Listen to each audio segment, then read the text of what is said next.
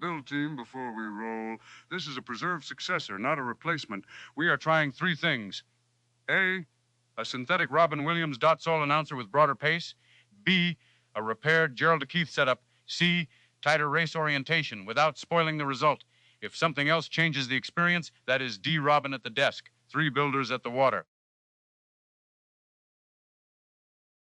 Hello, and welcome to what the schedule optimistically calls a season finale, and what the insurance forms call the incident of the 9th. Tonight, on our very last show, water. Just water, a pond, a big cold brown pond, sitting exactly between where commuters live and where commuters work, and no bridge over it whatsoever. A bridge, actually. It's 4 miles upstream, and it has a queue on it that has been there, as far as anyone can establish, since 1987. Which is why the producer sent us a note. One line. You each have a modest budget. Build an amphibious commuter vehicle. Cross the pond. The best one becomes the ferry. For those joining us for the first time on the very last episode, which is a strange choice, but welcome, the rules tonight are simple. 3 machines, 1 pond, 1 shared clock, and a ledger at the end that writes down what actually happened, rather than what we claim happened. Richard Hammond, ladies and gentlemen, his solution to the commuter crossing. Right. Yes, thank you. What commuters want in the morning is speed. They do not want a stately glide. They want to be across the water before their coffee goes cold. So I took a hot hatch, a proper little terrier of a thing, 1.6 litres, weighs nothing, and I made it swim. I sealed the underside with marine epoxy. I put a snorkel on the intake. I bolted a propeller to the back, driven off the crankshaft, and I filled the door cavities with expanding foam, which, small note, expanded rather more than the tin suggested. The ceiling is enthusiastic in places and philosophical in others. There are some areas of the car where water is kept out absolutely, and there are other areas where the car and the water have reached more of an understanding. It leaks. It means sinking and cheerful, which brings us with a sense of blood pressure returning to normal, to James May. Thank you. Now, when Hammond hears the word commute, he hears race. When I hear it, I hear every single day. A commuter vehicle doesn't have to be exciting once, it has to be boring 500 times in a row without incident. So I built the pontoon estate. An estate car mounted on 2 aluminium pontoons, giving it the buoyancy of roughly 4 times its own weight. It has handrails along both sides at 2 heights because passengers come in different sizes. It has a bilge pump which switched on exactly once during testing for 11 seconds, dealing with rain. And it has a laminated checklist fixed to the dashboard. It is a magnificent ledger, James, in the way that a fridge manual is magnificent. And now we come to the grown-up in the room, because both of you have made the same mistake. Hammond thinks commuting is about speed. May thinks it's about safety. You're both wrong. Commuting is about dignity. The worst part of any commute is not the time, it's the indignity, the cramming, the plastic seats, the smell of other people's breakfasts. So I have built the drawing room. It is a flat-bottomed vessel, upon which I have constructed a small but genuinely well-appointed sitting room. There is an armchair, leather. There is a carpet, a proper one, wool, with a pattern that says, you have arrived in life, even though you are technically still arriving at work. There is a standard lamp wired to a leisure battery, and there is a horn. I sourced 2 pipes from an organ restorer in Shropshire. When I press the button, this vessel produces a chord that I can only describe as cathedral grade. Low, enormous, slightly holy. Ducks respect it. I've seen them. It means the ground floor is flooding, Jeremy. That's what it means. I read your test ledger. The waterline rose 4 notches in the first 6 minutes. Calmly. 4 calm notches. There was no panic, no urgent apricot, no naming of leaks like some sort of aquatic christening.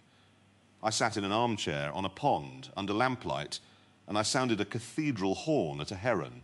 Show me the commuter who wouldn't want that. I'll show you a commuter who wants to arrive, which brings us to it, doesn't it? It does. The actual crossing. All 3 vehicles, same pond, same morning, 1 shared clock. The rules for the record. We start together on the east ramp. First to drive, mind under its own power, up the west ramp, wins the crossing. But the ledger watches everything, and the ledger gets a vote. It was cold that morning, mist right down on the water. You could hear the pond before you could see it. Checklist complete at 7:58. Both bungs seated, handrails firm under moderate hand pressure. Lamp on, carpet brushed, horn arm. Continuity desk before the flag. One fact from the longer cut. Hammond's hatch had already taken water in testing, and he named that first leak Gerald. Gerald is not a new passenger here. He is the known baseline, so if another leak earns a name later, the joke now has somewhere to come from. Gerald already trickling, if we're honest, from the dew alone. Clock starts on the flag, and there it goes. One shared clock for all of us, ticking in the corner like judgment. And Hammond is gone. Instantly, full throttle down the ramp, huge sheet of brown water over his own roof, nose under, nose up. Cork, champagne cork. Bit of the pond in my mouth, propeller hooked up, and I am flying. 30 seconds in, and I can't even hear you two anymore. I'm mid-pond. I am winning a boat race in a car. Meanwhile, I am descending the ramp at my planned 4 miles an hour, settling onto the pontoons. And there it is, the settle, load on, waterline to the mark, hold. 6 knots, course laid for the west ramp. Nothing to report, which is the report. And I am processing down the ramp like a state funeral. And I don't mind telling you, the drawing room takes the water beautifully. The mist, the lamp glowing through it, the swell coming in long and slow. I sounded the horn just once, and the whole valley answered. 2 minutes, here's the race picture. Hammond attacked the pond, May is running a measured passage, and Jeremy has turned departure into a state occasion. Same clock, 3 definitions of progress, no finish has been called, keep your eye on position, water ingress, and which machine still behaves like itself. I heard it from mid-pond. I thought a church had fallen in behind me. 2 minutes in, status check, as agreed. Hammond. 2 minutes in, 3/4 across, and small update, Gerald has brought friends. There's a new one under the pedals. Cold, very cold. Naming him Keith. Keith is fine. Keith is manageable. Slight list to the left, which I'm correcting with body weight and optimism. And this is where at home you hear his clock tightened. That pressure tone under his voice coming up as the water comes up. 3 minutes, 60 feet from the west ramp, and Keith is at shin level, and the engine note has gone from angry terrier to gargling terrier. Come on, girl, 60 feet, 50. For context, I am at this point serenely mid-pond. My pump has not run. I can hear Hammond's engine, and it sounds like a kettle being interrogated. 40 feet, and she's down at the nose, and the propeller's half out of the water at the back, which is not ideal. So I've got everything I own leaning backwards, throttle pinned, 20 feet, and the front wheels touch. They touch the ramp! Driving gauges! She hauls herself out of that pond like a Labrador, water absolutely cascading out of every panel, and I am up the ramp, on the grass, engine steaming, and the clock says, say it, James. 4 minutes, 9 seconds. Slower than your solo run because of Keith. But yes, first across. First across! And out of respect for the neighbours and the microphones, we'll leave the celebration there before the noise. First arrival is Hammond at 4 minutes 9, carrying Gerald and Keith onto the grass. This settles speed, not the ferry. May and Jeremy are still on the water, and the ledger has not voted. This cut holds the ending back. Now watch to see whether finishing and deserving to repeat become the same answer. Cut to the pond, where 2 civilizations are still afloat. May trundling, me presiding. Trundling implies aimlessness. I was executing a passage plan. 6 knots, straight line, waterline, on the mark from bank to bank. I reached the west ramp at 7 minutes, 3 seconds, 9 seconds up on my test time, if anyone's counting. Nobody was counting, James. I was counting. The pontoons touched the ramp, the car climbed off the water, and the ledger closed with the same beautiful word as before. Nil. Nil incidents, nil ingress, nil drama. And then there was one, and I want the record to show that for 11 minutes, the drawing room was glorious. But around minute 8, I noticed the carpet had gone dark at the edges. The carpet was wicking, Jeremy. You'd built a vessel with a wool bilge. The carpet was participating. And yes, the waterline overlay had risen. Notch, pause, very calm, very dignified. But by minute 10, the butler was moving furniture into the attic, and the armchair and I had begun to develop a lean. This is the bit where we're both stood on the west bank, dripping and smug respectively, watching Jeremy cross a pond at reading speed while visibly lower in the water than when he set off. I offered a tow. and I refused it because the rules said under its own power, and because I would rather sink in an armchair than be towed by a checklist. And so at 13 minutes and 40 seconds, listing gently, lamp still lit, I sounded the horn one final time, the full cathedral chord rolling across the water, and the drawing room heaved herself onto the west ramp with, I'll admit it, about 4 inches of pond in the sitting room. The lamp stayed on, though. Credit where due. The lamp never flickered. The lamp never flickered. Put that on the ledger. It's on the ledger, right underneath vessel arrived containing measurable pond. All three have reached the west bank. Announcer's desk closes here because the next question belongs to the builders. Not who made the best moment, but which machine survives repetition. Speed, steadiness, and spectacle have all arrived. The ledger now asks what can be run tomorrow without pretending today's failure did not happen. So, honest vote, all three across, which frankly none of us predicted. Now we decide which one becomes the ferry.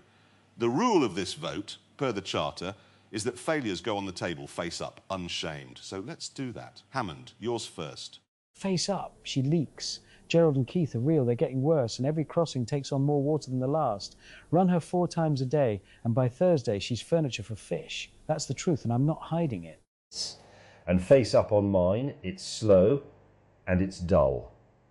7 minutes of nothing happening. Some commuters would genuinely rather risk Keith than endure that twice a day, and I have to accept that about the human race.